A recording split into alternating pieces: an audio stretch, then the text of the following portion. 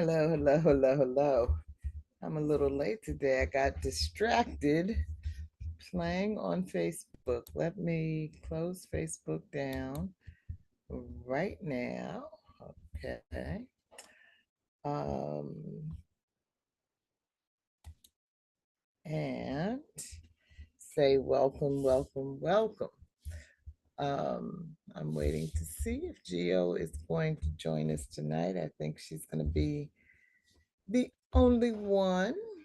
Um, but hopefully she will make it because there's quite a bit to talk about in this last in the current chapter that we're reading, which is the next to the last chapter of the book. Book, of course, is Sapiens: A Brief History of Humankind. A few weeks ago, while I was waiting for Geo, I had started reading um, some of the some of the praise for the book written by Yuval Noah Harari. And I don't know where I stopped reading, so I'm just going to um, pick a point and start going for a couple of minutes to give Geo a chance to get here. All right. We are the subject of an ambitious and illuminating new book by the Israeli historian Yuval Noah Harari. Sapiens tells the wonderful and terrifying saga of the human species on Earth, from our prehistory as hunter gatherers to our present as technical wizards and hopeful colonizers of new planets. That's from the Anchorage Daily News. Then, Harari shows that humanity as we know it has not been around that long when compared to the lifespan of our planet. More interestingly and more originally, he explains in a compelling way why humanity as we know it may not continue for that long in its current form either. That's from the National Review. An absorbing, provocative history of civilization, packed with heretical thinking and surprising facts. This riveting, myth busting book cannot be summarized. You will simply have to read it. That's John Gray, Financial Times, London. The sort of book that sweeps the cobwebs out of your brain. Harari is an intellectual acrobat whose logical leaps will have you gaping with admiration. John Carey, Sunday Times, London. Harari's account of how we conquered the earth astonishes with its scope and imagination, one of those rare books that lives up to the publisher's blurb. Brilliantly clear, witty, and erudite. Ben Shepherd, The Observer, London. Full of high perspective, shocking and wondrous stories, as well as strange theories and startling insights. Brian Appleyard, Sunday Times, London. Not only is Harari eloquent and humane, he is often wonderfully, mordantly funny. The Independent of London. Harari can write, really, really write, with wit, clarity, elegance, and a wonderful eye for metaphor. That's the Times, Ireland. The title is one of the exceptional works of nonfiction that is both highly intellectual and compulsively readable, a fascinating, hearty read. Library Journal. An encyclopedic approach from a well versed scholar who was concise but eloquent, both skeptical and opinionated, and open enough to entertain competing points of view. The great debates of history aired out with satisfying vigor. Kirkus reviews. Writing with wit and verve, Harari attempts to explain how Homo sapiens came to be the dominant species on Earth, as well as the sole representative of the human genus. Provocative and entertaining. Publishers Weekly. It's not often that a book offers readers the possibility to reconsider, well, everything. But that's what Harari does in this sweeping look at the history of humans. Readers of every stripe should put this at the top of their reading list.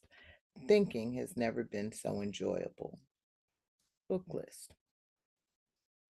I would recommend this book to anyone interested in a fun, engaging look at early human history.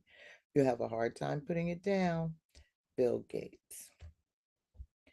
Thank God someone finally wrote this exact book. Sebastian Junger. Sapiens tackles the biggest questions of history and of the modern world, and it is written in unforgettably vivid language. Jared Diamond. In Sapiens, Harari delves deep into our history as a species to help us understand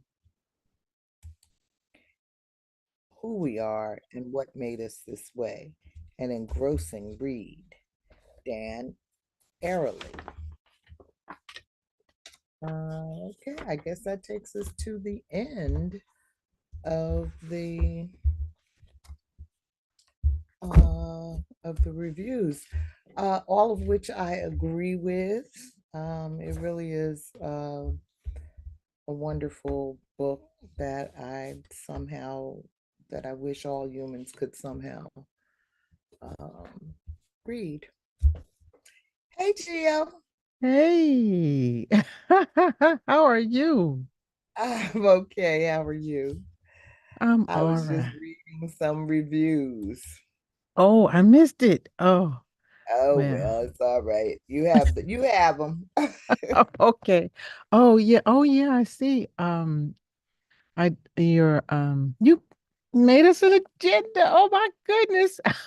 Like you were in a good Yeah, mood. kind of, sort of. I mean, I felt bad for being so unprepared last week, Oh, and in fact, I still want to take the that first paragraph related to chapter 18 and put it on the video and wherever else I posted about last week. okay. Um, so I think it's just really the two of us, um, definitely tonight and probably for the remainder of this book, which is just one more week. Yeah. Not that we haven't enjoyed Yeah, ourselves. exactly. It's been a struggle. But Benita is not feeling well tonight, Oh, and I think Nicole was only with us last week because she was on spring break. oh, Um, because yeah, I think the time really this 5 o'clock is not good for her. yeah. Um, so yeah, but I'm glad you're here because I want to keep us on track for getting through this. I think initially I had told you I might be out of town this week, and so I was concerned, about putting us further back. But I'm Mhm. not out of town. You see my regular little kitchenette back here, and Oh, I love those flowers on your calendar. oh Mhm. yeah, Very yeah, spring, very springy. yeah. I noticed them. I just turned the page today, so Oh yeah. it's been a busy day because I was determined to uh, both catch up on last week and be prepared for tonight. Mm. Um, and I was, uh, had kind of a busy week. So once again, I'm last minute trying to get it done, but I got it done. It was cool. It worked out. Okay. So let me welcome everyone to Reading for Change, a collective journey. Benita said she's going to watch us live Okay. tonight. So hi, Benita, if you're Hi, out there. Benita. We are, of course, talking about and discussing Sapiens, a brief history of humankind by Yuval Noah Harari. And as I mentioned, tonight we're on chapter 19, which is the next to the last chapter. It's called And They Lived Happily Ever After. Um, and I may also want to say a couple of things about last week's discussion, chapter 18, A Permanent Revolution, Oh, because good. Georgette did a brilliant job of trying to carry the discussion for us, since of the four of us that were here, she was the only one that had read it. So, It was a remarkable synchronicity. You have no idea. yeah, yeah, but um as I read it, I made a couple of notes, so maybe I will find those. So I'm Michelle Odom, located in the rainy Brooklyn, New York, and I had intended to stay inside all day and just focus on this book, but I realized when I looked at my calendar that I needed to go vote in the primary today. Oh. And I also needed to go pick up some medicine. So I forced myself out in the cold and the rain. And look, I survived. Yay! Yay. And you Oh, are? I'm Georgette Moses coming from, and you're gonna be jealous. 84 degrees, Columbia, South Carolina. I'm jealous. Look, this is the craziest weather I've seen in many a year. It might be freezing next week, okay? I ain't counting on nothing.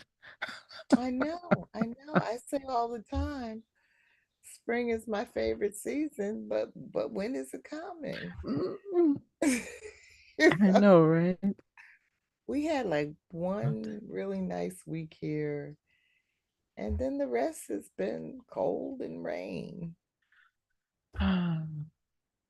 So Hmm. I don't know. I don't know. Then when I was in Florida last week, um, it felt like spring there. It was beautiful. I didn't even know Florida had such good periods.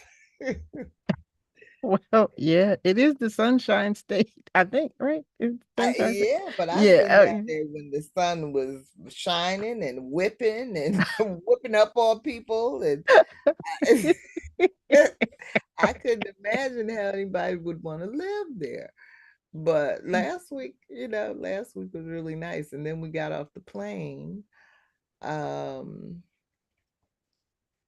it was funny because when we left Newark, um, we had on winter clothing because it was nasty and cold here.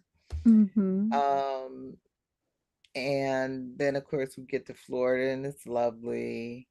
And then when we walked outside the airport in Newark again, when we came home and that cold hit us in the face, it was too much. I wanted to get back on the plane.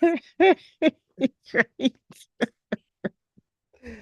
Yeah. And then my Understood. brother Larry called me today to see if I was sick because he's been sick ever since we got Oh, back, like maybe he picked up something on that plane.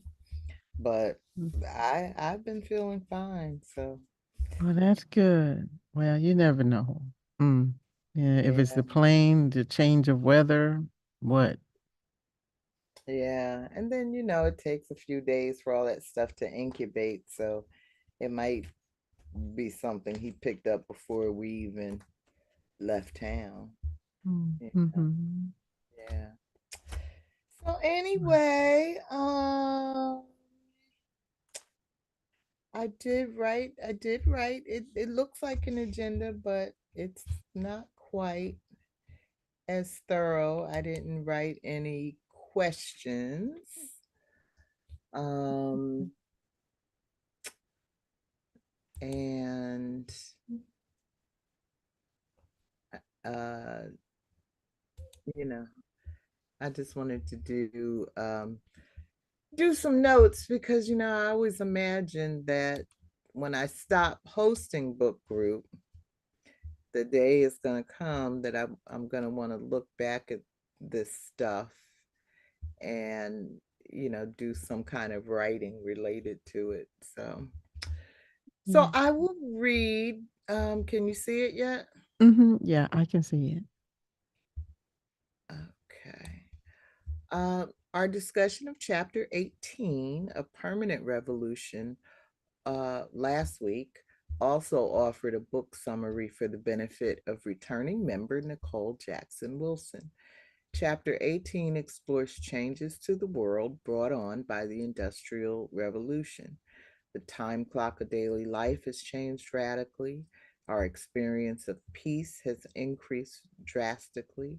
And most astoundingly, the market and state have come to perform roles traditionally taken by families and communities. During the Industrial Revolution, humankind took over the world in a move to bend nature to our will. Modern industry and government now dictate much of daily life instead of the whims of nature and rhythms of traditional agriculture. We now move to the schedule of industry instead of the movements of the sun and seasons. The Industrial Revolution brought about dozens of major upheavals in human society. Adapting to industrial time is just one of them. Other notable examples include urbanization, the disappearance of the peasantry, the rise of the industrial proletariat, the empowerment of the common person, democratization, youth culture, and the disintegration of patriarchy. While encouraging the idea of individuals, the state and market have moved steadily over the last 200 years to replace roles traditionally performed by families and community. This includes roles like employment, welfare, healthcare, education, banking, policing, and communication. Imagined communities now replace some of the emotional needs families and communities used to fulfill. These communities of people who don't really know each other include the nation and consumer tribes. Traditionally, the social order was hard and rigid, but today is in a permanent state of flux, allowing humans to exist in the greatest era of peace. Today, empires opt for peaceful early retirement, such as the fall of the British, French, and Soviet empires, over the bloodbaths of the past. Chapter 19, and They Lived Happily Ever After, takes a look at the nature of happiness and suffering in light of developments among humans.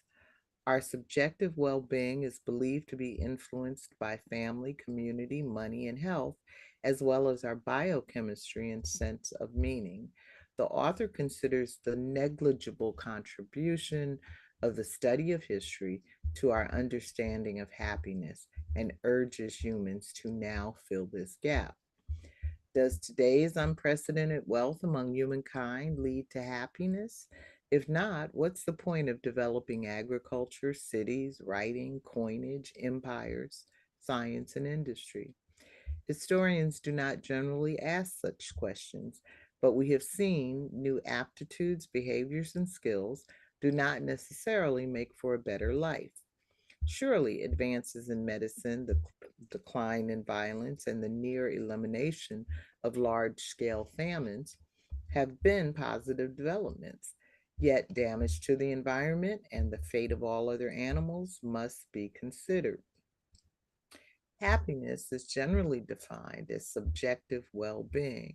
Studies indicate family and community seem to have more impact on our happiness than money and health.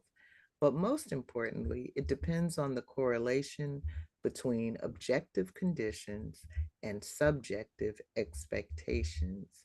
These subjective expectations are influenced by the media, such as leading us to feel unattractive in comparison to movie stars.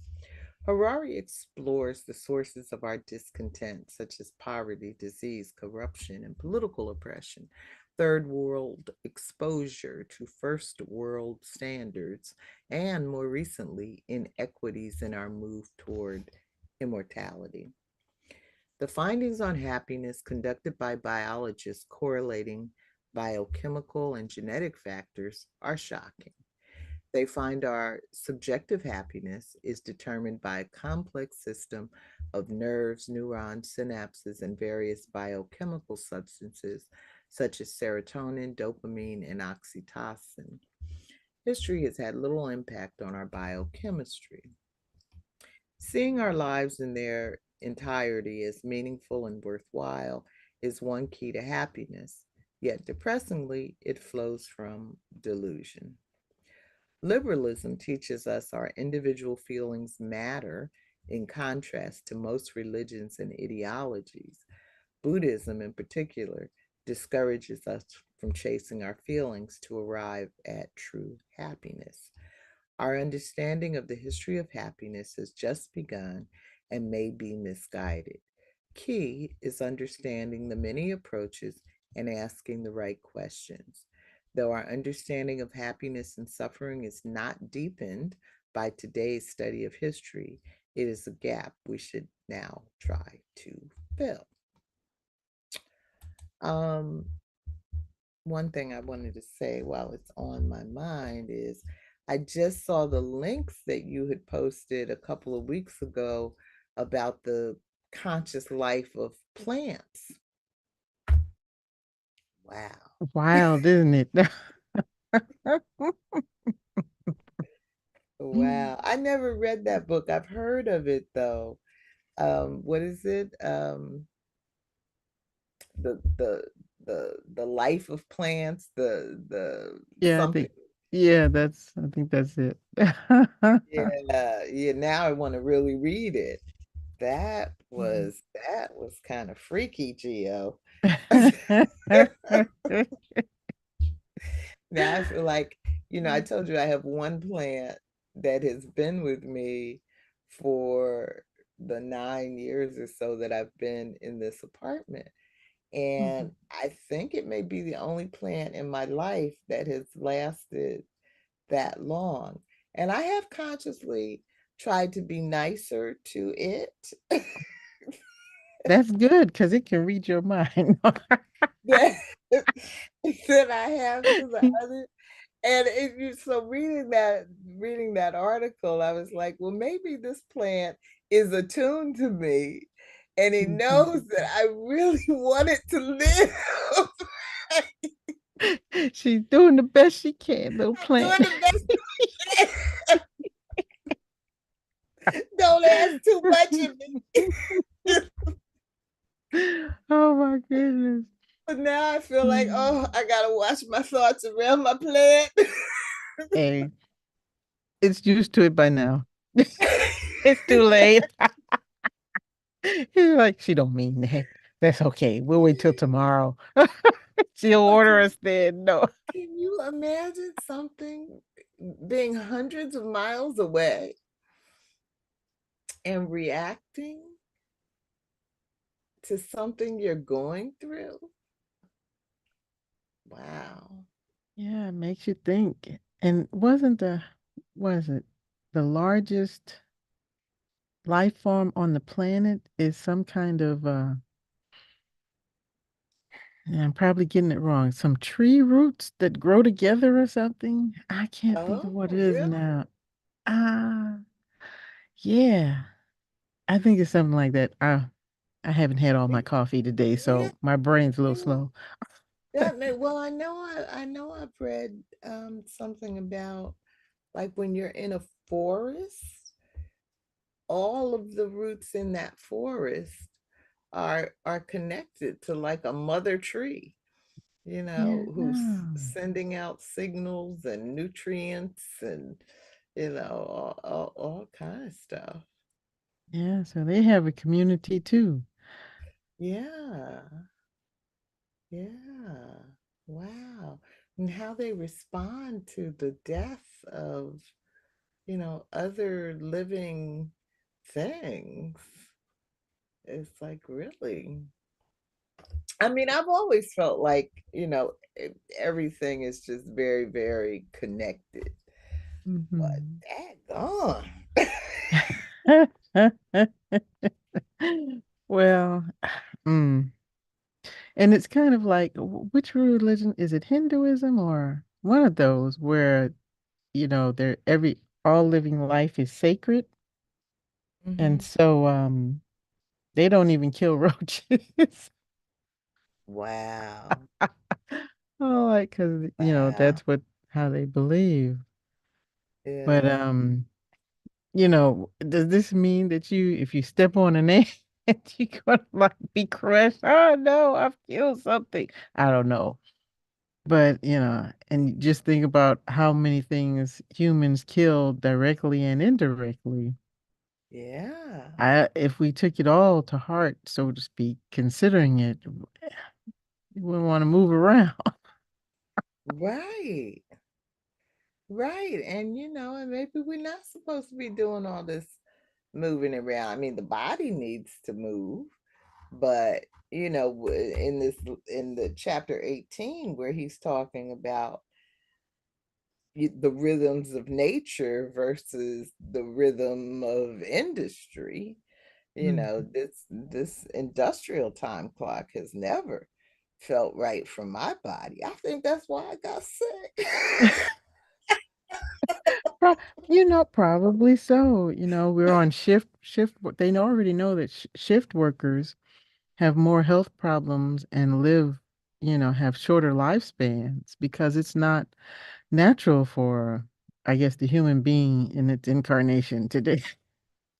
These kind of stressors are just too much, you know. Yeah, yeah, absolutely. Absolutely. So, I don't know. Do you want to get into chapter 18 or chapter 19? What why don't you um give your thoughts about Uh, well, that was one of them that this that my body feels like it's always been on nature's time. And I have forced it to um to do what it needed to do to um, participate in the workforce, um, but it has felt like forcing it, you know. So I wanted to ask you, how much has retirement or chronic illness changed your rhythms? Um, huh, well, it was a well, first I had to break that indoctrination. mhm, M- mhm, uh, the mindset that, my worth was joined at the hip with what I could produce. And m- maybe what I imagined other people might think of me because I didn't my handicap is not visible. So, mhm, mhm, so it took me a long while to just, accept that, well, who cares what other people might be thinking? You know, I have to re-evaluate and recreate my what I imagine my life to be. I have limitations when I can't do stuff. I need to just stop and say, hey, you don't need to push, because you're gonna pay for it tomorrow. So, Mm-hmm. and that's enough. And then redirect, you know, psychologically towards other things that might give me joy. Mm-hmm. So, just a real disconnection from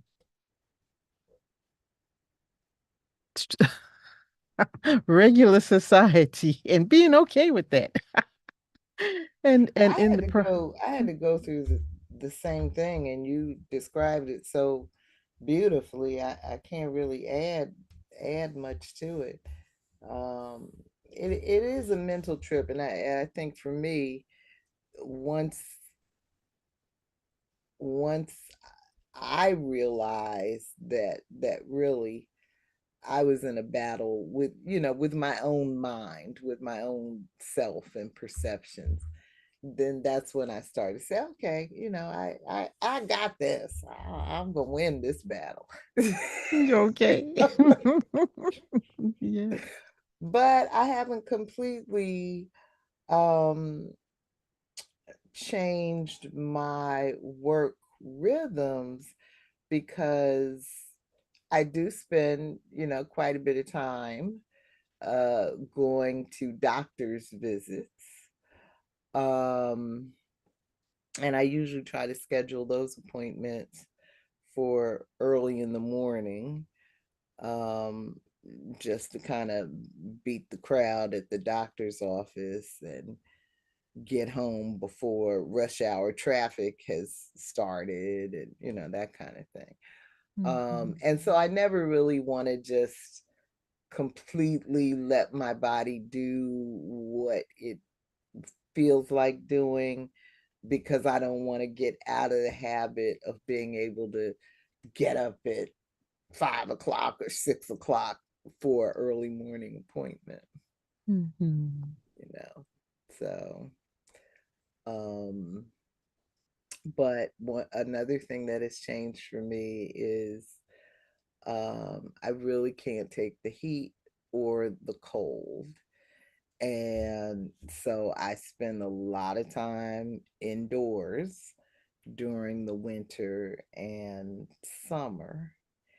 And, and I used to be able to take all the seasons. I didn't like all the seasons equally, you know, but I Right. could manage them. And it just feels like it's become unmanageable. But, it seems to me that the natural uh way that we would move is that, when it's 100 degrees, we wouldn't be running around town, or if it's 0 degrees, we wouldn't be running around town. But, Mhm. industry forces us, at least during those years that we're in the workforce, um, to be out there in that stuff, regardless of. I mean, I always watch the TV and watch the weathermen, standing out there in outrageous weather. Right. And I just say, I hope you're getting paid enough to make this worth it, because geez.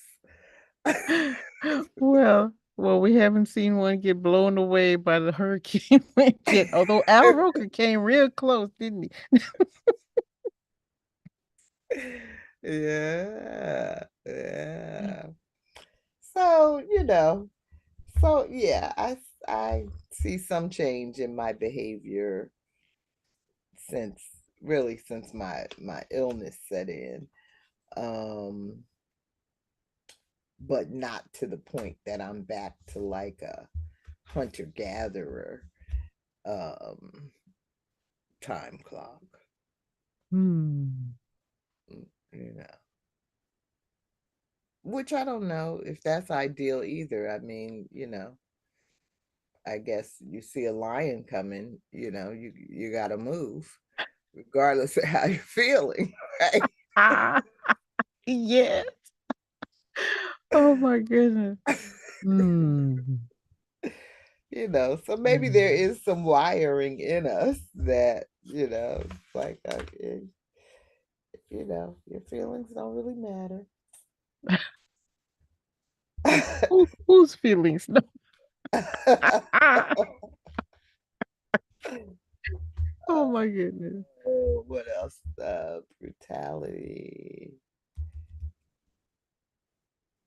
I'm thinking about where he's talking about the role that family used to play, uh, Hmm.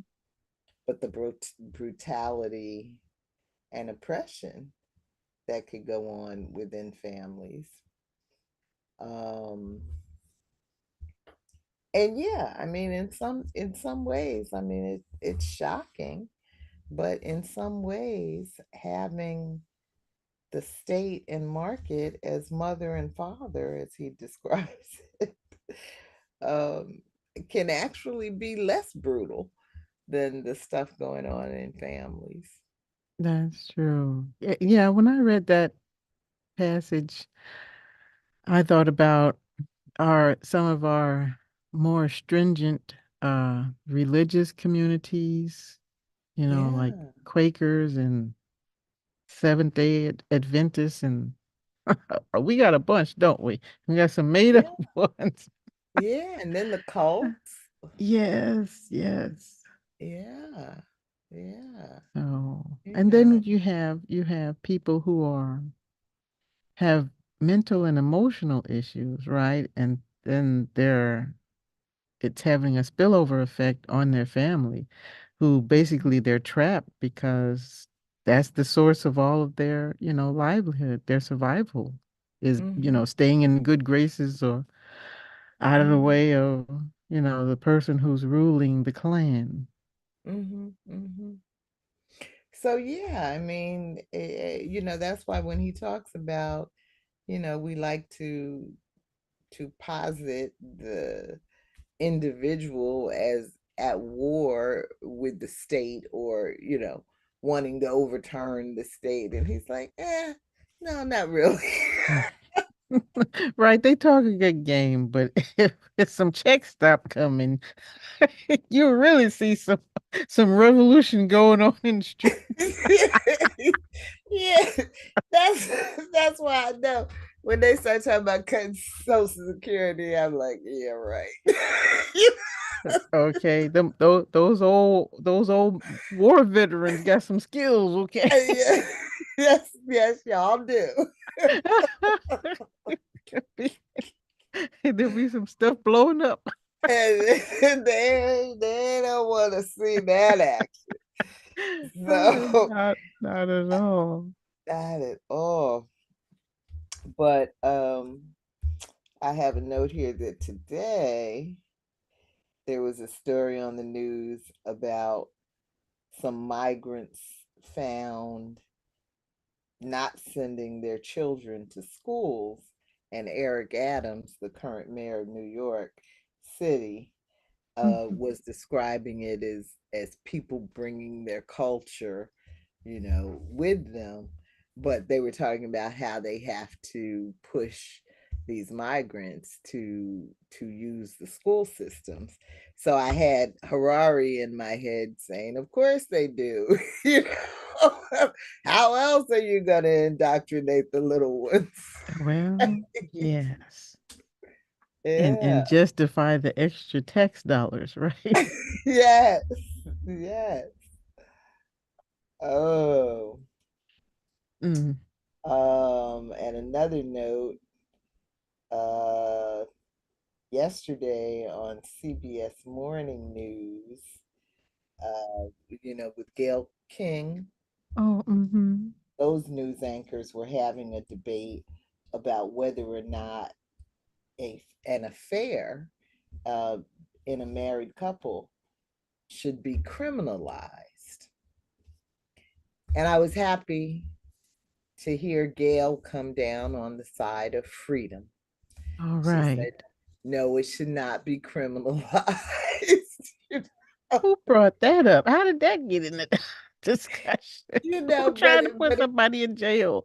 right, right. But again, I had Harari in my ear saying, see, this is what I'm talking about of the state and the market trying to get more and more all up in your grill. Yes, exactly. No, you can't have contraceptives. And don't be Right, stepping right, out yeah, right. No, you either. can't have an abortion. Now that'd be another revolution that you start Oh criminalizing my goodness. affairs. Yes, yes. You're trying to decrease some of the hotel and strip club money. Okay, I'm Oh, sure they'll work against they would really show out.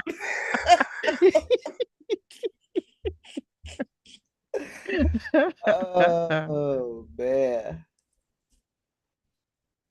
Oh, let's Hmm. see what else I have here.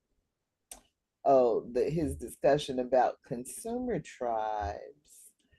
Um, it made me think a little differently about what's going on, with label whores, you know. What's a Um, label whore? people that are really into name brands. Oh, okay. uh, I didn't the- know that. Yeah, that's appropriate terminology. Okay. I learned something today. and leave it to me to share a sleazy term. But it also made me think about what's going on with um, Beyonce's tribe of people. You know how we always look at that and wonder what is happening there. And so, I guess if what he's saying is true, that these consumer tribes, as he calls them, have replaced some of the emotional roles that families and communities used to play, then I guess it makes more sense that people get so hooked on these stars. Yeah. I think all you have to do is think back to what happened when the British invasion occurred, and you got young girls screaming and passing out and dying. Oh, look, Paul Ringo, Jack, breathe on Yeah, me. yeah, yeah, yeah.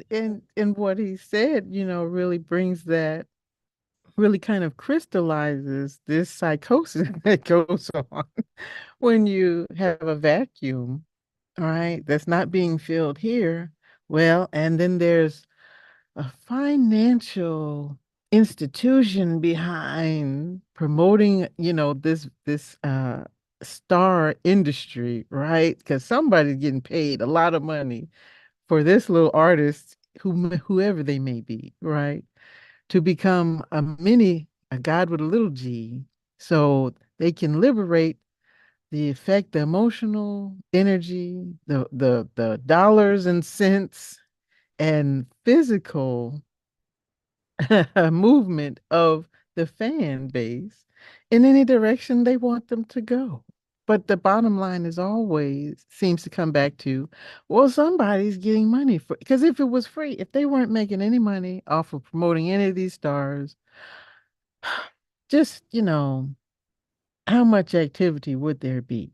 I mean, I like people, I like stars and particular actors or music artists, but I ain't trying to have, I because I Well, really I love was Bodie I was J, but I'm not, I wouldn't even go get his autograph, and it's because I don't know, something about just going up there and being, yeah, look, I'm taking a picture with him. That is just not, I cannot, well, I was that's not my about to thing. say, I think me and you and Vanita are that generation where we're betwixt and between. We still grew up when the family had an important role, and the community had an important role.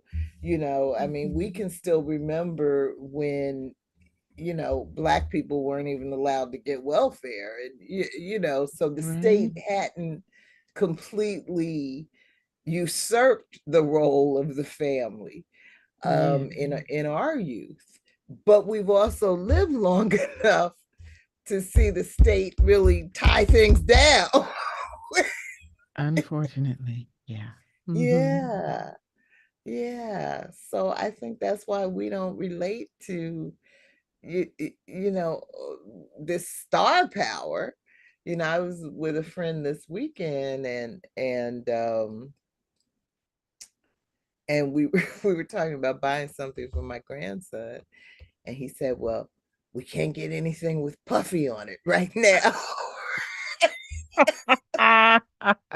No. But it would be a bad move. It would not be a good look.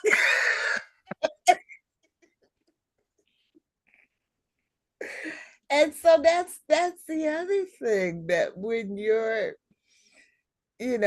identity is tied to one of these stars, then how do you feel when they're accused of doing some funky stuff? Yeah, there's a, and in this chapter about happiness, the word delusion, that Yes, is it, right? We've gone from myth telling to delusion. And that is it. Them yes, folks don't know you, as they used to yes, say. Whatever that song was, they don't love no them hoes. Okay, they yes, don't love you. Okay, they don't know yes, you. They just want you to buy their stuff, come to their concerts, buy the records, whatever it is. But they don't know right, you. They don't care about you. If you have right, some, you don't even know what kind of political position they are. They might not believe the same thing you do. And would it right, matter? How much are you, as you say, identifying with this person who, if they saw you in the street, would pass you by? If they even walk down the street, they probably don't. right, They're right, so removed, and it's an image that's created to sell, right, right, to a particular populace, a particular right. demographic. And you've just fallen all in it, lock, stock, and barrel. If they tweet something, and yeah, yeah, that's right, that's right. And what do you I know mean, about the subject? it's stunning to see how well it works. But when you add this piece that Harari is giving us of, yeah, but the family and community aren't there anymore, And then yeah. there is there is this emotional vacuum. Yes, and I have to wonder, and I have taken no uh psychology courses to know, well, at least I don't remember any, but at this point in my life, the history of, how if this vacuum was created on purpose, if they thought it was a good idea and then it turned out to be deleterious to everyone involved because it makes so much money for particular groups that they ain't going back, and if you've already destroyed the family structure, how do you reinvigorate it, right? How do you stop penalizing fathers who can't be with the child? Mhm, You're right, mhm, to enrich, the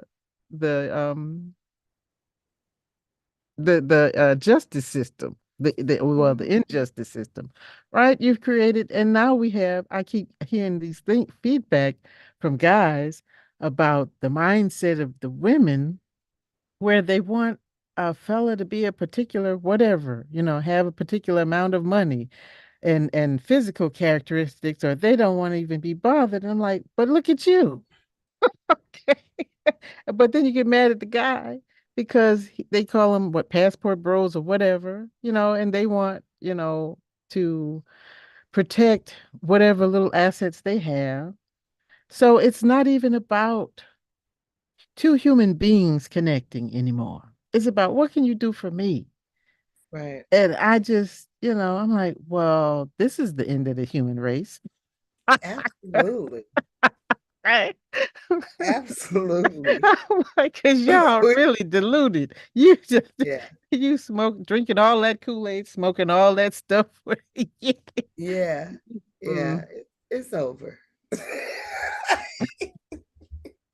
we we just playing the violin on the Titanic, Oh Georgette.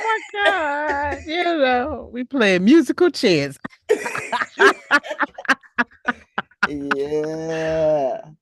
Yeah, but I remember some of my one of my early political science classes 1,000 years ago. Them talking about the family as the most basic political unit of society. Mhm. But I don't know if they're teaching that anymore. Well, if they do, it's probably a paragraph, and the only people who know about it took that class because it's not being applied in the rest of the world. Yeah. Oh, Yeah. when I talk to Joel, because he's got a degree in this stuff, Hmm. he always mentions that he goes back to what's the guy's name? Pedagogy of the Oppressed. yes, yes, yes. And the point where under the guise of we're saving the children, and we're helping, we're empowering the woman, the family structure is destroyed because oh, the kids got to be in the school, and Hmm. oh, your wife can't stay at home. You can be free. You can smoke these cigarettes, and you Hmm. can run, you know. Uh, Hmm. so where at what point is the creation of an illusion?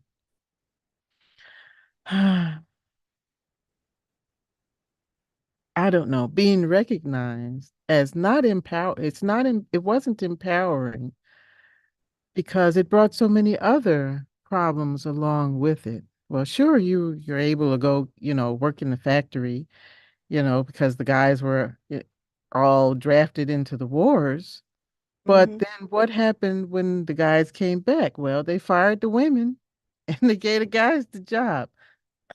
So how is that making the woman feel? She had this taste of freedom. And now she's back trying to take care of these kids who are, latchkey children. They don't really, yeah, don't tell me what to do now. You've been working on the night shift. I've been fixing these eggs and eating this Rice My damn Krispies. self. Right, my there, right. So uh, the, well, I guess we could say the industrialization, created a bunch of dysfunctional people because they didn't take into account it wasn't taking into account what the whole human being needed. Oh, we'll just create these social programs and that'll fix it. Boom. No. Right. That, Right. yeah. And we have this result today. A Yeah. bunch of nutty people. No, I shouldn't say Yeah. that, but that's what it seemed like, Well, probably from yeah. fate, I from mean, it's fate. complex. Is Hmm. there's a lot that has gone into it. Um, but we're toast. Uh, so I don't know, Gio. I mean, let me see what else I have. Elastic. Today is more peaceful. That was that his that was interesting to me because it feels to me like we have a lot of violence around us, but he's taking the long view of history. And that's a And really long view because I disagreed with him too. But it, yeah, but um it's a long view, and so it's hard to grasp that we are living in the most peaceful time. of humanity. But, And I just want to say, but is it I though, can't, right? right. Is it really? Because even if it's not, if you're not in a physical violence situation, there is the threat of physical violence all the time. And that's just as violent, right? Look at the plants. Mm-hmm, mm-hmm, mm-hmm, mm-hmm. These things affect us, and we are ill because of it. Right, right, right. Yeah, that was interesting. All right, I think that's all I wanted to say about chapter 18. What you got for chapter 19? All right. Hmm.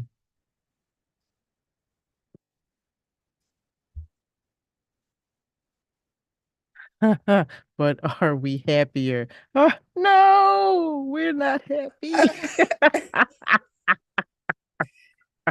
No, we are not happier. Oh my goodness. And we just Um, keep doing things just as you were just talking about, the liberation of women, has brought us to this place, um, of dysfunctional people.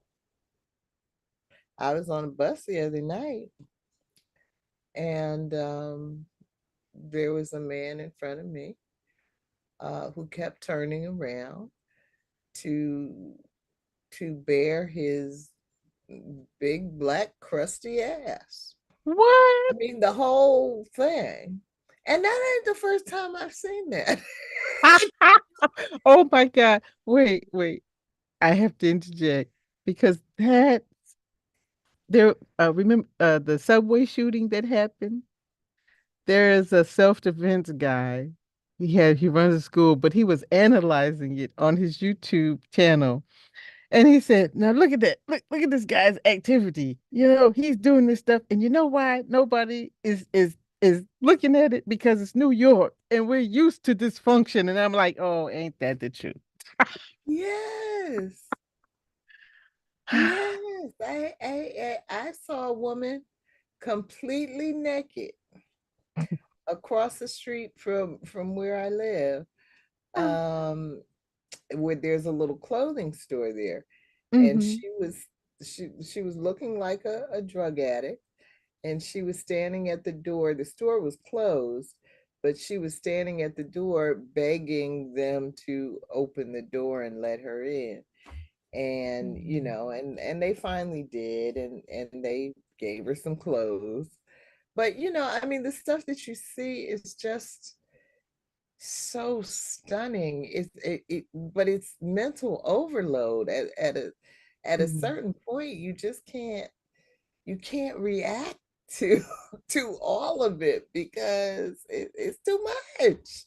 Yeah. It eats at your compassion. I mean, it's one thing if every now and then you see somebody begging for a crust of bread. You may feel some compassion and want to give them a crust of bread. But when it's all the time, just all the time, and that's Mm. that's where places like New York, that's where we are. And so, you know, I know there are these pockets of middle class life, which, may allow for um, um, a certain kind of happiness.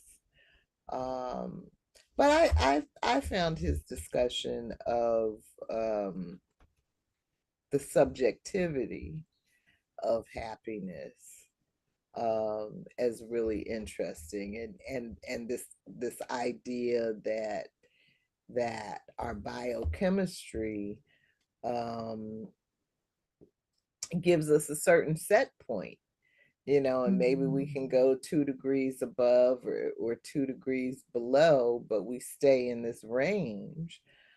based on our biology. Um, and I think my own biology is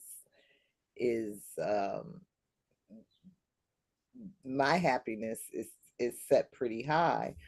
Um, and I say that because of all the stuff I've been through. Um, for the most part, I was able to maintain a good attitude through it. I mean, I always knew it wouldn't last forever. And I had to just try to survive. And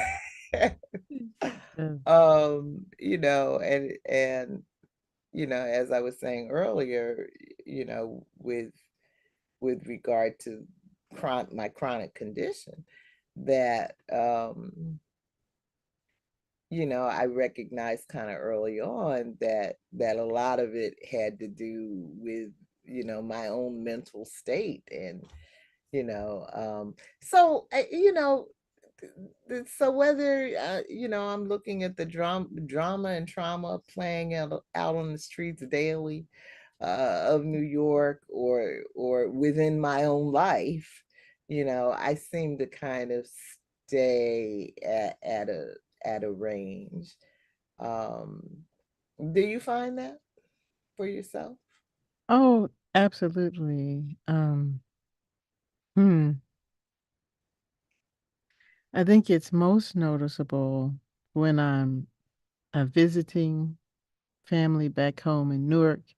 And then I can't wait to get back to my house in South Carolina. I'm like, Hmm. man, how did I survive? All of that junk happening all the time. And then when I have relatives come and visit me down here, they're like, oh, it's so peaceful. I don't want to leave. I'm like, but every place has its different stressors. So it's a safe place where I'm at because, I'm retired. I got my little space. I mean, live in a relatively safe neighborhood. People don't bother me. I don't bother them. But there are people who live in areas in South Carolina where they have the same stress as you would if you lived in Newark, right? It just depends on where you're at, what Hmm. you're doing, what the environmental conditions are like. But huh. Well, it was interesting his discussion about biology, and I believe, well, that's one explanation. And Hmm. then but there are also people who have been, you can have a psychological conditioning to just believe certain things, right? And that could be religious or just any other strong belief system you have about human existence on the planet, or just particularly you or your culture, or you individually. Hmm. And so I think as I've gone, uh, survived my trials and tribulations, huh, I experienced different things that whenever I'm looking for information, I generally always find it in some kind of way. And so I was able to come to the realization that how I think about it, whatever it may be, right? It could be a wonderful occasion or something, or it could be an awful, tragedy, but it's how I think about it, right? How I choose to process this information that is occurring at the time. Hmm. That is that is all important. That is the importance of it because you look at people and they might have what you or whoever it is in their circle would think, "Whoa, that's a fabulous life," but they are agonizing. Nothing is right to them, and it's because of how they're processing this, Hmm. their environment. What is it that they think they need to be whatever they think happy is, right? Hmm. And if the things around them aren't uh trans, expressing as that thing they think they need, Well, they're never going to be happy, because that's not what they think they need. It's about what you think you need, right? What you think you can handle. But just Mhm, like you said, I believe this is going to pass. You got people thinking this ain't going to pass. This is the end of the world for me. And then I'm going to end it, right? I'm going to mhm, take control and end this. mhm, So it's about how you think about whatever the situation is. mhm, So uh, I'm a strong believer these days in the power of the mind. What am I going to accept? How do I want to feel about it? Basically that comes down to me when things happen, okay, I'm allowing myself to be mad and curse a little, mhm. or well, that happened. Well, but what do I need to do?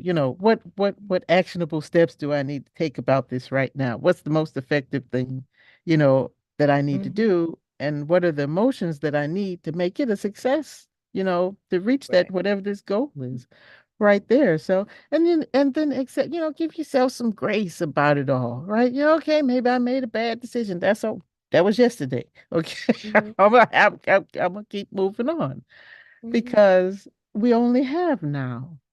mhm. It's only this moment. The past is gone, Well, some people think it's all happening at the same time, but right now I'm in this particular moment. Okay. Right. Yes. And so, I'm like, this is just an experience. That's where I am. Yeah, yeah. Largely mind over matter. And and yeah, give yourself some grace because I don't always get it right. I don't always feel it. Like recently I was in a doctor's office and a nurse was taking my blood pressure, and she started chatting on about the Lord and the power of prayer. Was your blood pressure high, Michelle? She was trying I felt myself tensing up just because in my head I'm saying, this woman doesn't see. I don't like religion being pushed down my throat. I'm not against Okay. religion. Hmm. I support everybody being able to believe whatever the hell it is want to believe, but I Hmm. don't like it being pushed down my throat. And so I felt victimized. You were trapped. Here I am trapped with a blood pressure. Can't talk. I can't tell you the STFU. And Right, right. And if you say the wrong thing, this is your nurse. I said, will there be retribution? well, and then they sent me a feedback survey, Uh-huh. and I mentioned the situation, and then Oh. the director of the office called me. She said, I just wanted to talk about your feedback. And so I told her just what I'm telling you. Hmm. And I said, I'm not really trying to get anybody in trouble. She said, no, no, no. you know, this just helps us, to prevent anybody else from, and I told her, I said, I get my blood pressure taken all the time. And they always tell you, sit still, Yeah, calm don't talk. down, Hmm. don't talk, relax. And I was like, it was just odd. And so what I'm saying to you is, ideally in that moment, I would have been able to keep myself calm, keep my stress down, not have a reaction to this woman. But I felt that like I was having a reaction.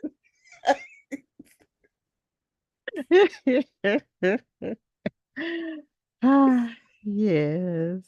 Yeah.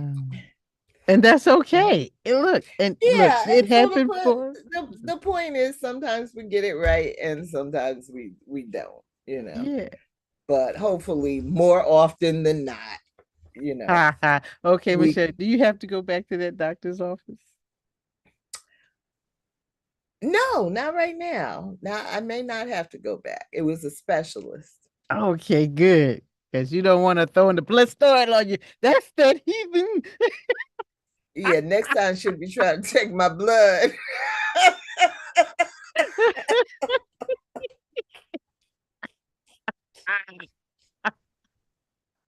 Oh my goodness. Oh, I should have gotten her name so I could specifically say, please don't send Miss Lady in to see me. Yes. Ah.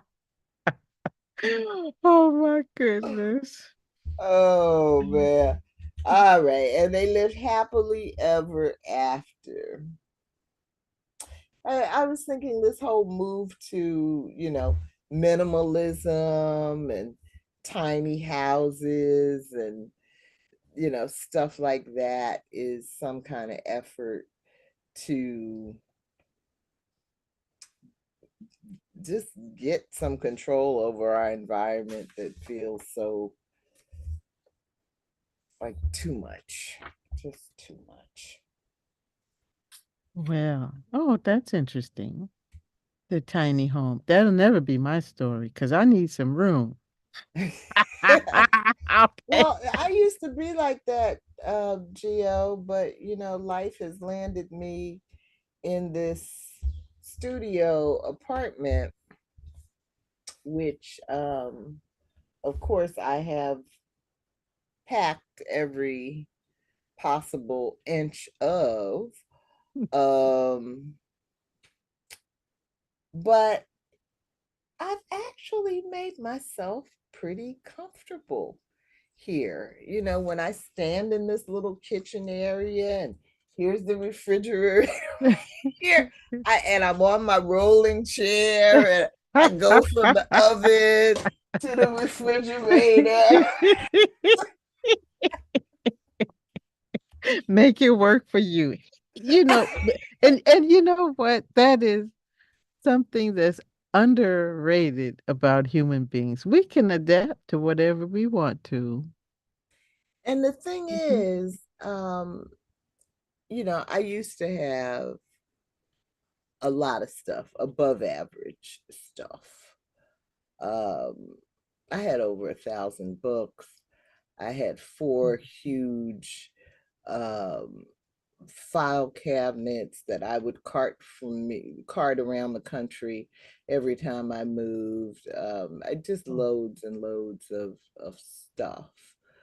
Um, and when I lost everything, um, as a result of the firestorm that hit my life, it was very, very painful in the beginning, and I dropped below my set point, and it was really depressing. It was really um like mourning, grief, over the loss of all of this stuff. My mom had told me I was the family historian when my dad died, and he had been very active in civil rights, and I was the one responsible for keeping up with all of this paperwork, this documentation, these pictures, and I lost all of that. Wow. um and so I did, literally have to go through a period of grieving about it. And when I finally saw it like that, then I was kind of able to pull myself through it. And and so then I'm at a point in my life where I have literally nothing but the clothes on my back, basically. Um, maybe that's a slight exaggeration, but slight, only slight. I mean, I really lost just about everything. And so okay, it's gone. I, I can't fix it. So I had to adjust to it. And the last few years, I've slowly been in a process of reacquiring things.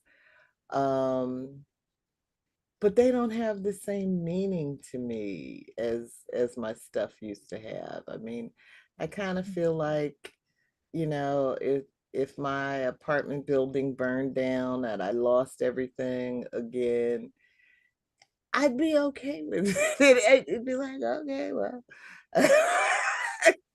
we'll start over. Yes, yes. It's kind of a strange feeling, you know. But because of that, because I was starting with nothing as opposed to all of this stuff, then I could fit myself into this tiny space, Mhm. and just kind of slowly go about the business of figuring out, well, what can I fit in this space? What does this space need? And just having that. Yeah.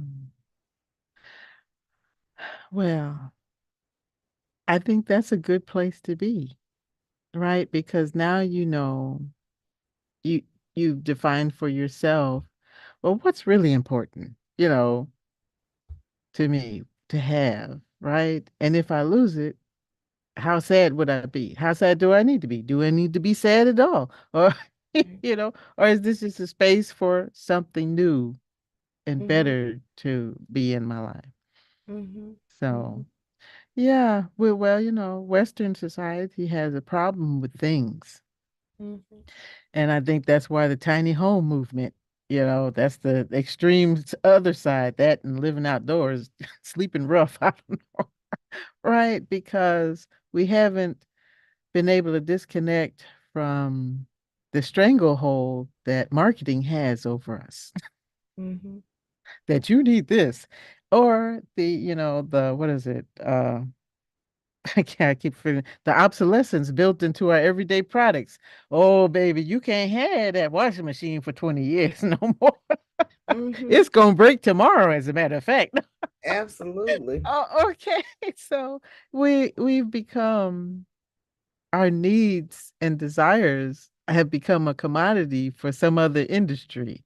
And so we're discouraged from, really valuing the space we're in, right? And Mm-hmm. being able to place the correct value on things that are in our lives. Mm-hmm. Mm-hmm. So, and that's different for everybody, but Yeah.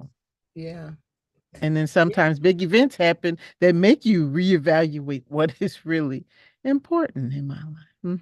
Right. Right. Right. And I mean, I really knew from childhood that things don't bring us happiness because I had a lot of stuff. But I also had this kind of sadness also going on in my life. So I knew it wasn't the Barbie doll. It wasn't one more Barbie doll that was gonna make me happy.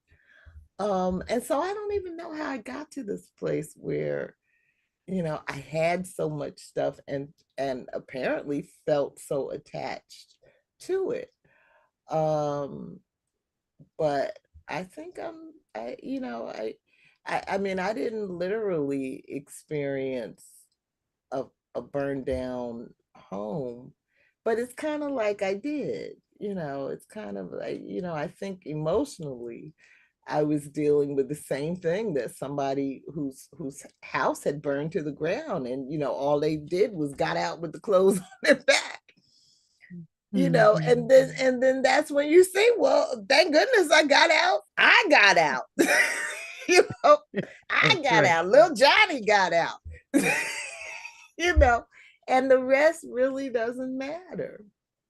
And so I think that's what these tiny home, minimalist kind of folks are grappling with, of what's really important, and where is my happiness coming from?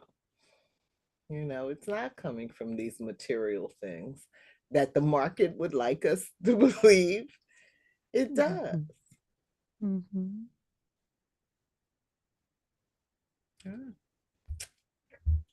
Oh, what else comes up for you in chapter 19?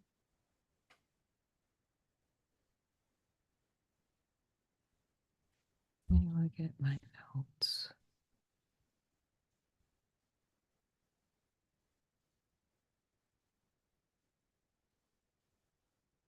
One of the questions I wrote here is, do our expectations grow out of jealousy? And that was sparked by where he was talking about the first world versus the third world. You know, um, and is it possible to just be happy with what we have? Um, so yeah, that's another thing that we might be happy until Hmm. we see what somebody else has, Yeah. you know. Another aspect of that first world, third world relationship is that often the third world is the workhorse, right? The slave labor for the first world or the trash pit. So that, uh, and the first world has to control the third world. So it will continue giving up all its resources instead of being able to use them and develop them on its own or with partnership. Mm-hmm.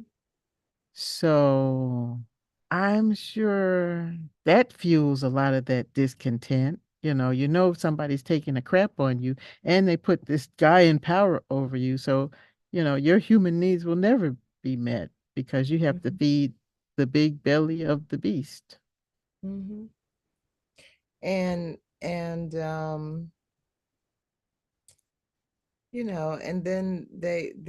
we've talked before about, these black countries that are into the whole skin bleaching and, all of that kind of thing, which, clearly seems to come from what they see as, well, maybe that's why they have all that stuff. Maybe that's why they're so happy over there in the first world, and so they're willing to do the most outrageous things, um to try to get some of what they see as our happiness.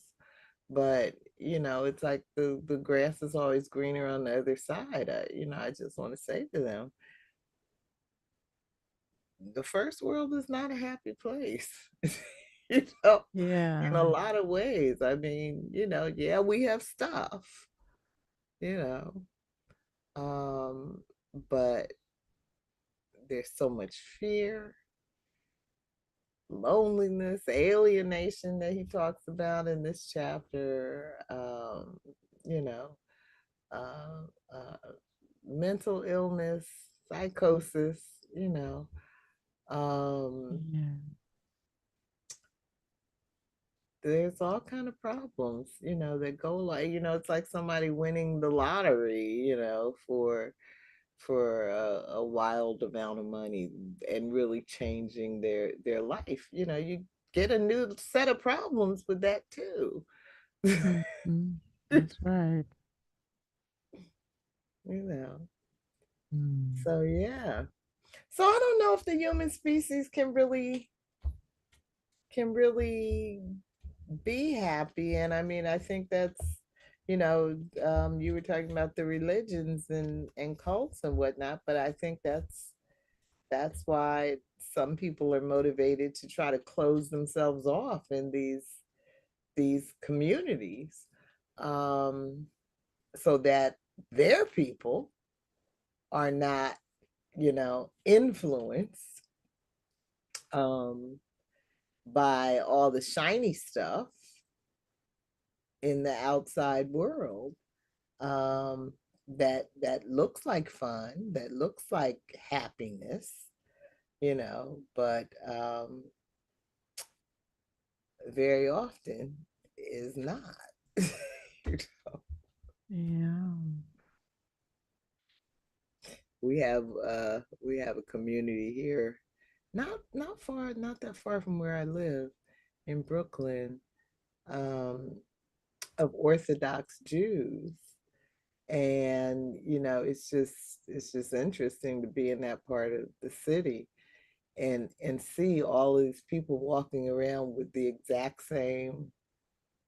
men wear the exact same suit, you know, have the Hmm. exact same beard and haircut, and hat and coat, you Yes. know. And the women may not have on the exact same outfit, but very, very similar. And Yes. they have their own shops.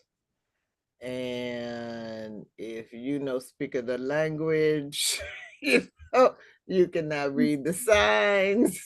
you know. And Yeah. they just have created a world within a world. Yeah. And from the looks of it, there's really no reason, not many reasons, for them to come out of that community, for anything. So they're still living in this era that he's talking about in the last chapter, where the family and the community were your everything. Hmm. Yeah. So I'm not Mm. tempted by that kind of lifestyle, but sometimes, when you look at the Black community and the destruction, that we have experienced, um, especially since integration, um, it does make me wonder if if that kind of closed off, uh, community is what we need for a period of time to kind of gather ourselves. you know? Well, that cat and cow have left the barn. Have left the building. Yeah. Yeah, but then you look at something like the homeschooling movement that quite a few Black people seem to be, turning to in these days when the school system, who can even figure out what they're doing? Yeah. Um, and maybe that's like a beginning of a trend that might be toward, we've got to find a way to rebuild our own communities and do things for ourselves and each other, like we have done in the past, um, because our needs are not being met by the state and the market, you know. Yeah, Yes. they issue those welfare checks and food stamps and Medicaid. Um, but there's something that we need beyond those things that we're not getting.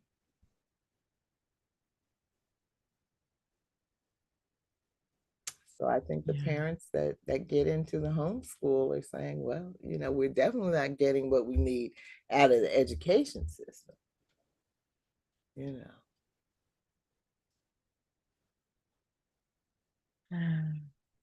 Yeah. So it's 6:30. Okay. Have we squeezed all the goodness out of this chapter? I don't know. Let me see. Uh, One of my questions was do we think our ancestors were happy? Were our parents happy? Um, Another question was something about, I can't even read my own handwriting, but Oh, something about why some people are attracted to drugs and alcohol. I think that's related to the biochemistry piece. And then the mm-hmm. piece about male sexuality, just, the idea that happiness is, all about physical sensations. Um,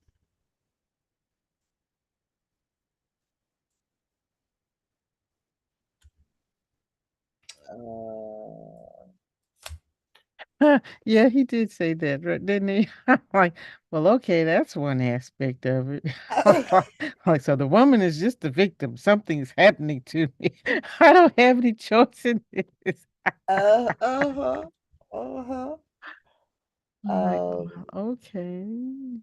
and he says that most of history has not impacted our biochemistry, but I was wondering about changes in diet, like, genetically modified stuff, you know, um, um, And how what about is toxins in the water? Changing right, the sex of the fish.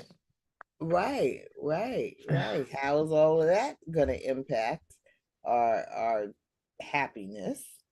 And then this whole thing on Prozac and using stuff like that to change, which scares the bejeebus out of me.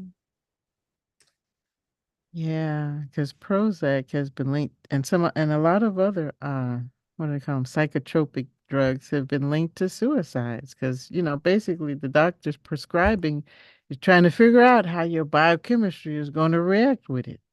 Right, right.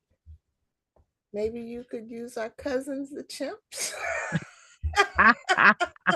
They could go the way of the other homos. Oh my God. Oh my God. Oh my uh, goodness. Another thing to think about is, do you see your life as meaningful and worthwhile, and why? That's a hard question. It is. Um, That is hard. and so I wrote something about, is this why today it seems we have so little value is given to life? Um, the whole thing Mm. about liberalism teaching us our individual feelings matter goes in with what you were talking about, the effect of women, being in the workforce. Uh, Feelings not to be trusted, like heroin. Uh, what's good for our genes, as in reproduction, may not be good for us.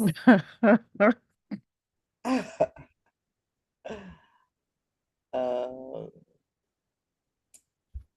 then he discusses the Buddhist. Uh, yeah. Anything else jump out at you from this chapter? Hmm. Well, you covered quite a bit. Um, he said something. I'm trying to see.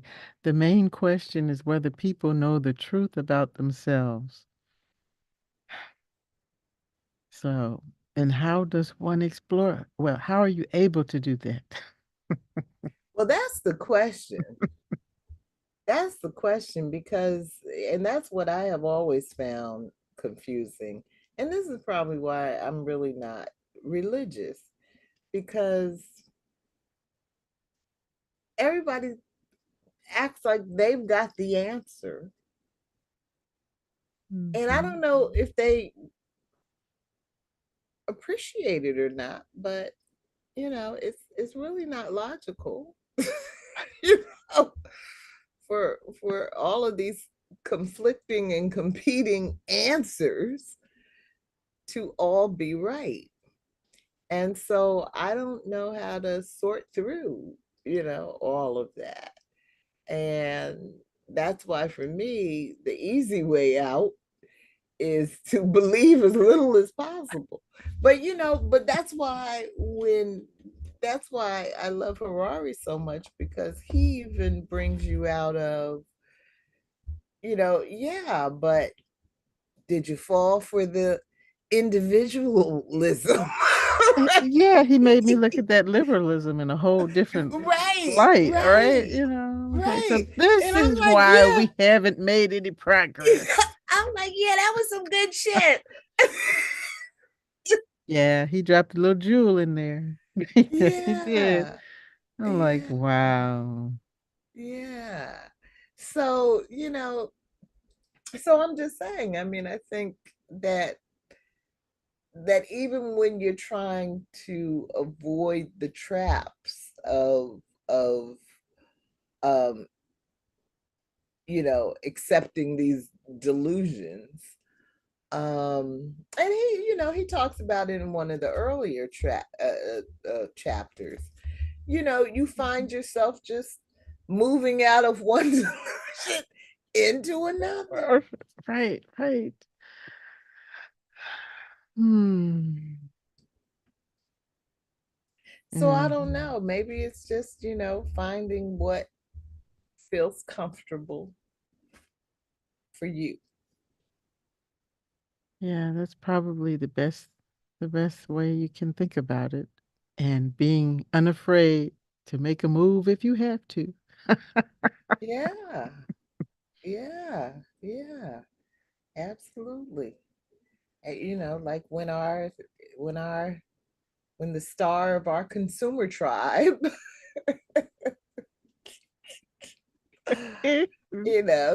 gets accused of sex trafficking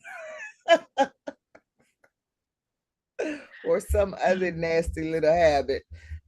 Mm, mm, Oh, mm. time to move on. Okay. Because they didn't believe those rumors. Those were rumors. They were hating on him. They were just hating on him. I'm like, Yeah, okay. yeah, You but didn't go to them parties. that also helps me understand. Like I used to to shake my head in wonderment. Um, 30, 40 years ago, when the preacher was so important in the community, and he would get accused of doing something dirty. um but it was so hard for people to accept maybe he really did it, and if he did do it, what you gonna do? They don't want. And so I could never understand, why is it that people stand by their man, no matter what? Yeah.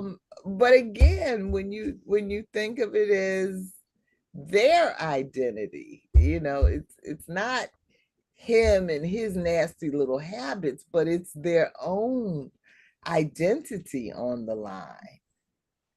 Yeah. I That's guess it. it makes more sense. That's it.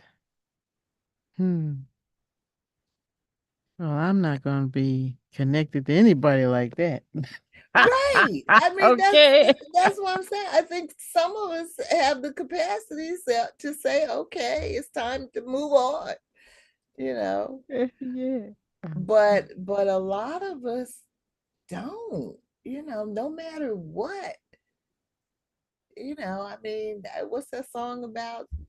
Not these hoes ain't loyal, but one of all they sing about it. Ride or die. Oh yeah, yeah, yeah. I'm like, y'all don't believe that. It's just for the music video. Right. Okay. Yeah, yeah, yeah. Hmm. So we're a funny little species. That's all I know. Yeah, we are using all this great potential energy in the strangest ways. And the plants are just looking at us, shaking their heads. I know, right? They're over there. Turn up the Tupac. No.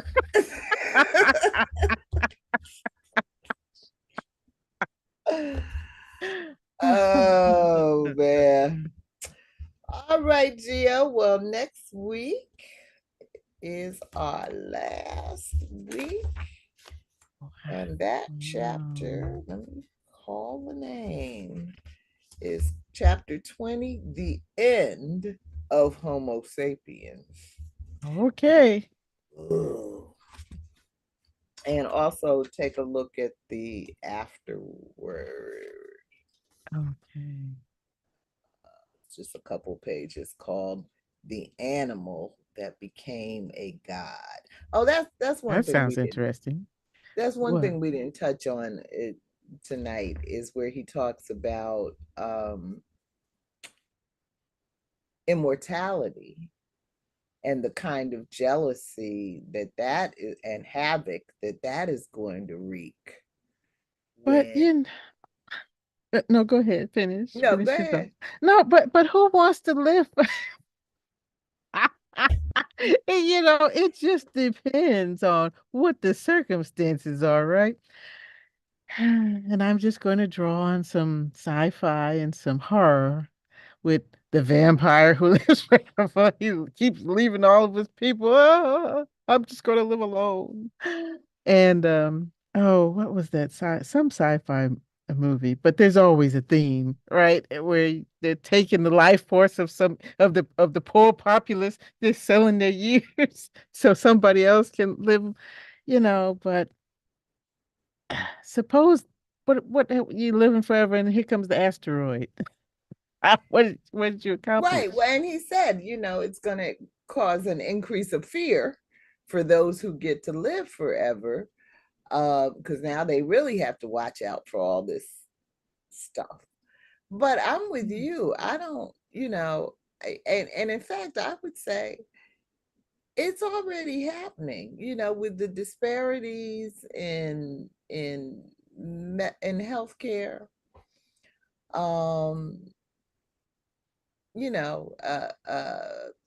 remember the whole grave digger thing from Harriet, and you know, Hmm. um, I don't see them digging up graves to get uh, body parts uh, for us, No. pushing us to the top of the transplant list. You know, so I mean, I think there's already enough disparity um, that if we were really going to rise up about it, it's happening now. You know, Yeah. um, and and we're not rising up. You know, um, and maybe that's why that really we ain't trying to live forever. Because yeah, what is the quality of your life anyway? And so you know, um, Right?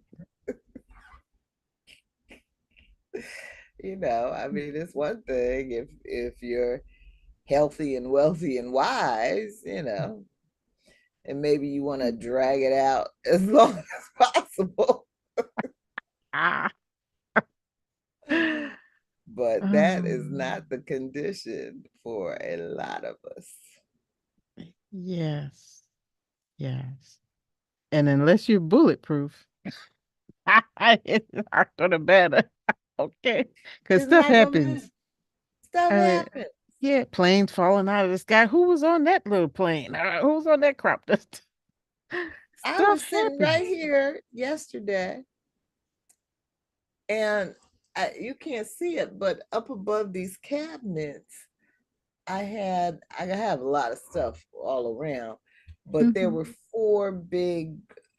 storage jars for like flour and cereal and stuff like that. Mm-hmm. And originally, I only had 3 jars. And so 2 jars were on the bottom and they're laying down. 2 were on the bottom and 1 was in the middle. And I think that was a pretty steady way for them to be. They've been that way for a long time. Mm-hmm. Recently, I bought a 4th jar. And so now it's a stack of 2 jars here and 2 jars there. And I knew that it felt a little less secure than when it was just the triangle of the 3 jars. Mm-hmm. But it's been up there for a few weeks, no problem. I'm sitting here in the chair yesterday, and one of the jars just falls to the ground, misses me by maybe an inch. What? It was the jar that had pancake mix in it. Uh, oh no.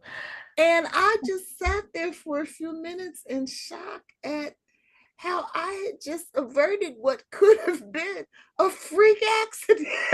Okay. with, one of those big shards of glass could have come down and hit me Uh, in the neck.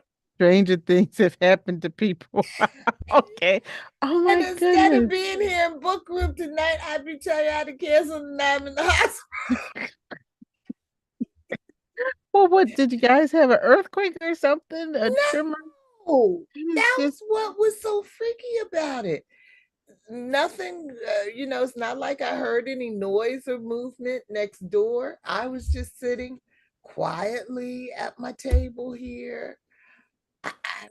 It was a freak thing. But I'm telling you, that thing came within about an inch of where I was sitting. wow.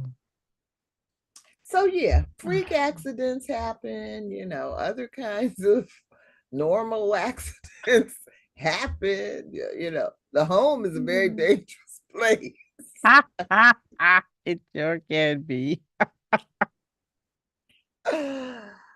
Oh man. So yeah, you live forever, but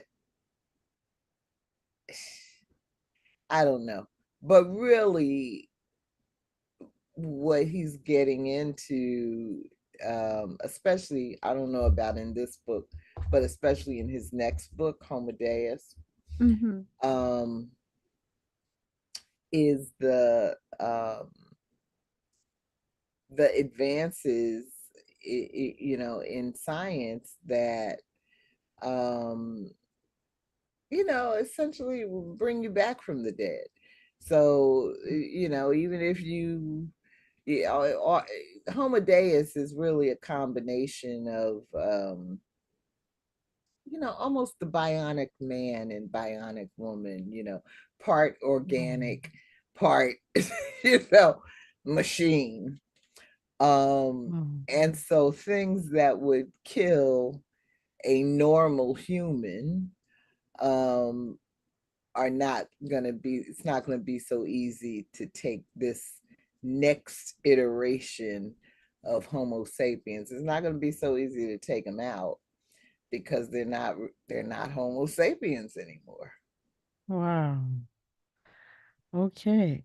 So you're going to need some population control Hmm. and some poison pill emergency in case you need to take them out because Yeah, they went rogue. yeah, I'm yeah, just throwing that out there. Okay. yeah, yeah. Well, the whole AI thing is a part of, you know, is a part of what's making this next iteration of homos possible. Wow. So I ain't really trying to be Okay. around for all that anyway. So yeah, No, that sounds complicated. yeah. Mm. I'm Because just we an old just won't leave fashioned it girl. alone. Just leave the well enough alone. We can't do it.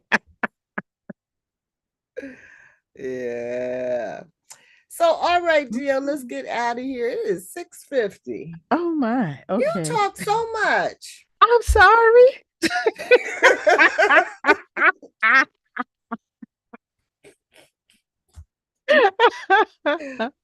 Oh my goodness. Well, thank you for the laughter indeed. Get my endorphins up. Good, good.